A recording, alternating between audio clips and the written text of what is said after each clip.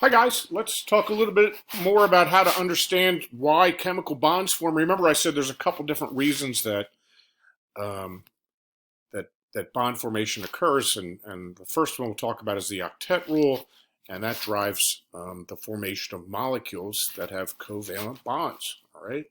So hopefully these diagrams are familiar to you by now, right? This is hydrogen atomic number 1. Here's our orbital diagram with one electron in the first shell called the 1s shell. We characterize that by this one up arrow, right? That's the electron there. And of course, these two things are related, right? That first shell has only one electron. It has room for another electron, and then the Lewis dot structure looks like this. Of course, here's carbon, atomic number 6, therefore it has 6 protons and 6 electrons, and I've got 1 up, 2 down, 3 up, 4 up, 5 up, 6 up, which tells us how to draw our orbital diagram, right? This is the ground state configuration. And so I've got 1 up, 2 down, 3 up, 4 up, 5 up, 6 up. And of course I can do a Lewis dot structure like this that shows those valence electrons in their outer shell. So the question is hydrogen happy? Has it met its octet rule? The answer is no. In the 1s orbital shell, 2 electrons can fill that shell, and so hydrogen's missing an electron, so to speak. Carbon, is it happy? No.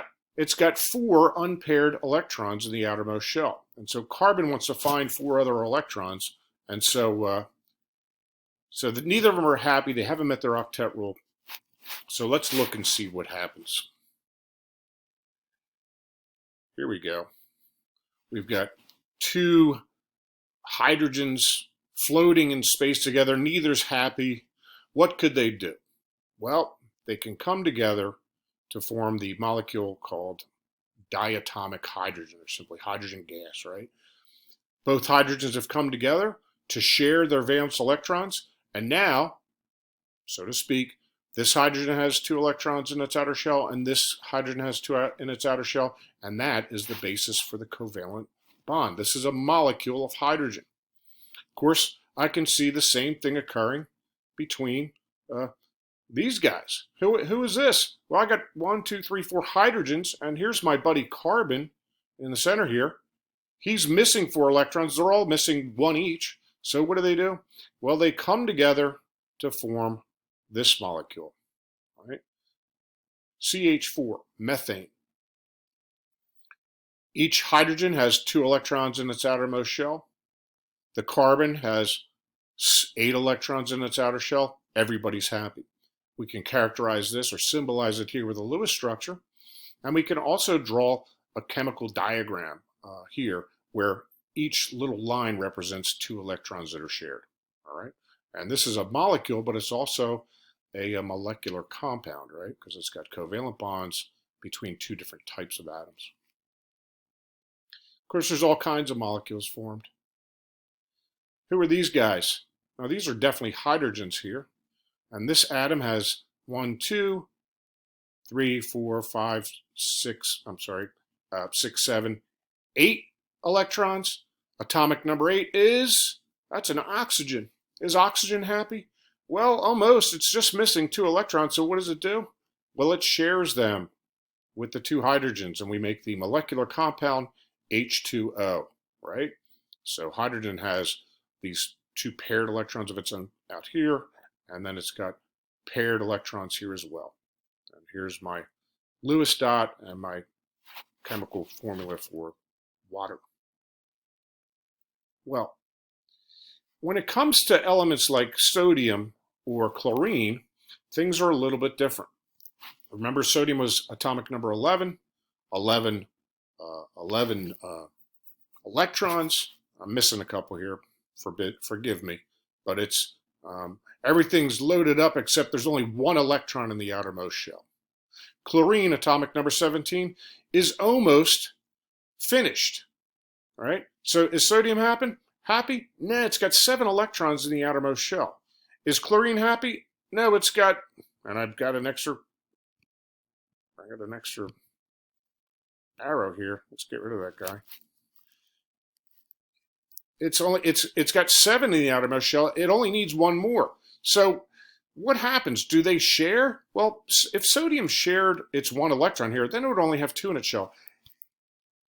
It wouldn't be happy. Chlorine would be happy, but that's not what happens. In fact, we've got to consult our periodic table here to understand the type of bond that occurs between sodium and chlorine, right?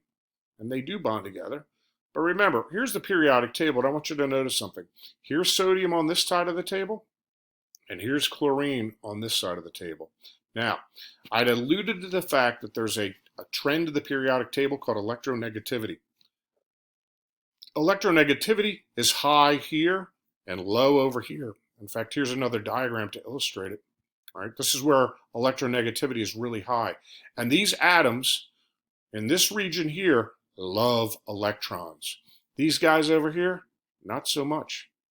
These guys over here can steal electrons, and these guys can have them stolen with. You can say that these guys will donate electrons to those guys, and whenever we have chemical bonds between this group over here, the earth metals, and these guys over here, the halogens, we end up with salts. So what happens between sodium and chlorine?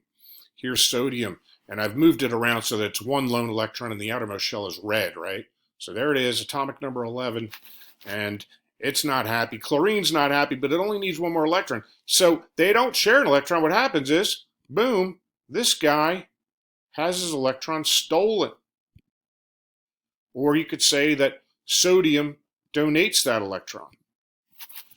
And once it's donated that electron, sodium loses that outer shell. In fact, its shells now are 1s and 2s, 2p.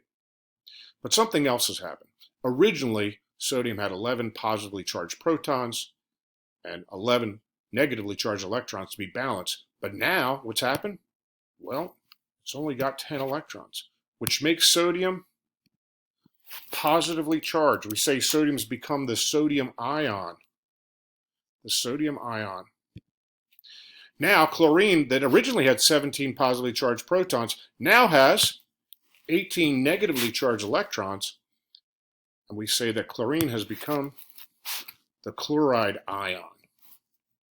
All right? So now I've got these two ions. This guy's negatively charged. This guy's positively charged. He's a cation. She's an anion. And these two guys are attracted to one another in a bond called an ionic bond. So they will move closer to one another. They'll have a relationship based on differences in electronegativities or in their electrical charge, and we form salts this way. Of course, our acids and bases are ionic compounds as well. They're not molecules because they don't have a covalent bond. They're ionic compounds. And that is basically the difference between ionic and covalent bonds. Hopefully that helped.